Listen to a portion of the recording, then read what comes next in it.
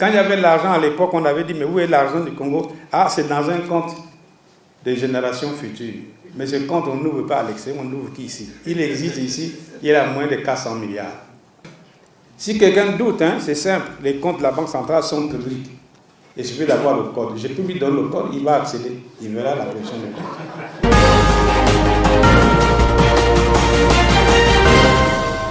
Le Fonds monétaire, ce n'est pas ça. Vous prenez des mesures vous-même, vous vous engagez à restructurer votre pays, alors nous apportons notre label. Vous avez compris? Et puis, deuxièmement, vous voyez, ne prenez pas la communauté internationale comme des voyous. Les gens qui ont cassé le pays, ce sont ceux-là qui vont négocier avec le Fonds monétaire. Vous pouvez négocier avec votre propre voleur. Ça se fait quand? Les gens, la communauté internationale est très informée sur les brigands du Congo. Ce sont ces mêmes brigands que vous envoyez à Washington, mais quand les gens voient comme ça, ils sont fous. Ils disent, mais ces gens-là, ils se moquent de nous. Mais ne ridiculisez pas notre pays à ce point. Donc, n'attendons rien du Fonds monétaire tant que nous n'avons pas commencé à faire quoi que ce soit. Et aucune condition n'a été remplie. Mais l'audit de la gouvernance, c'est très simple. Pourquoi la part du pétrole du Congo est vendue par la SNPC et la SNPC a des déficits? Comment on peut expliquer ça? Une société qui ne vend que du pétrole, vous pouvez vendre le BIC là, il coûte 10 francs, vous l'avez vendu à 15 francs.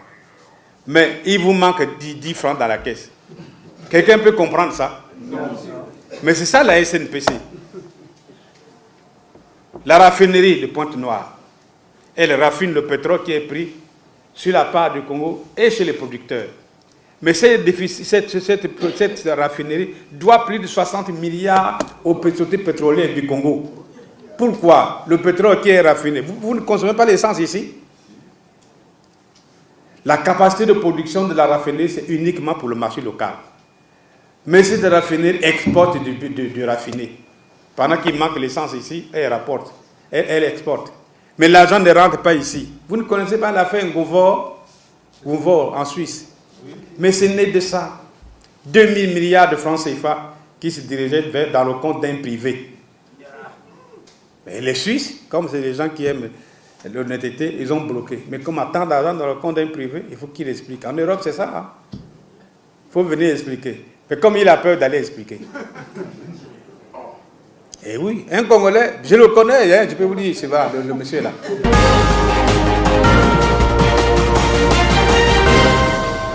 Je suis un banquier. Si vous venez chez moi, à la banque, pour dire, bon, moi j'ai besoin d'un crédit de 10 millions. Mais dans votre compte, vous avez 30 millions. Le premier conseil que je vous donne, mais écoutez, au lieu de me payer les intérêts, vous avez 30 millions là. Vous ne prenez pas 10? Ah non, je voudrais que mon argent reste là. D'accord. Je te donne 10 millions, tu me payes l'intérêt, mais je te bloque tes 30 millions. Tant que tu ne m'as pas remboursé mes 10 millions, les 30 millions, je ne les prends pas. Mais c'est ce qui ne se passe exactement avec les Chinois. La dette du Congo vis-à-vis de la Chine représente 63% de la dette extérieure. Donc c'est le plus gros. Mais c'est le pays, le seul grand pays extérieur qui a le plus gros montant dans un seul pays des gens qui ont déposé l'argent du Congo. Mais les Chinois ne sont pas fous. S'ils vous disent que vous venez là-bas pour dire, je vois les délégations qui vont là, pour aller demander aux Chinois et donner-nous un peu, dire, mais il y a l'argent ici. Vous nous devez tant, si on fait la compensation, vous nous devez encore autant. Mais ce n'est pas des fous. Et surtout que la fameuse dette, vous les journalistes là, elle a servi à financer quoi dans ce pays? Vous avez déjà vu quelque chose? Ça a financé quoi dans ce pays? Tant d'argent, ça a financé quoi? Rien dans le pays. Donc la contrepartie n'existe pas. Sinon, la poche d'un individu. Vous vous rendez compte? Vous avez vu, le Niger est en train de construire un grand aéroport international avec 20 satellites. Le coût, 50 milliards de francs CFA. Mais vous ici, 2 satellites, avec des bricots, vous avez fait ici une seule piste, ça a coûté 250 milliards. Là, Maya, 250 milliards. Pourquoi? Mais le Fonds monétaire a toutes ces informations. Dans les grands pays, ils ont toutes ces informations, vous verrez. Mais là, ils n'ont pas encore regardé la dette intérieure. Le jour où ils vont regarder la dette intérieure, je vous assure que le Fonds monétaire ne mettra plus pied au Congo.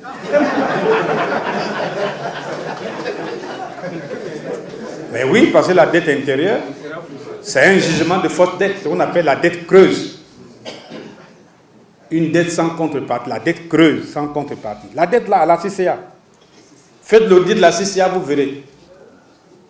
C'est un désastre dans ce pays. Donc notre pays, je vous assure que nous sommes malheureux et si on ne fait pas attention, ça va craquer et on met en danger les générations futures. Les mêmes générations pour lesquelles on voulait faire des économies, mais on est en train de les mettre en danger doublement. L'argent qu'on a gagné, on a gaspillé et on n'a pas fait d'investissement pour les nourrir. Mais ce pays-là, dans 20 ans, dans 30 ans, je crois, va avoir 10 millions d'habitants. Nous sommes 4,5 millions. Les 5,5 millions qui vont venir, vous allez les nourrir avec quoi? On n'a rien prévu pour nourrir ces gens-là. Voilà la situation du Congo. Donc, n'écoutez pas les histoires. Oh, le Fonds monétaire va venir signer un accord avec nous. Et on ne vous dit pas quel type d'accord. Mais c'est normal.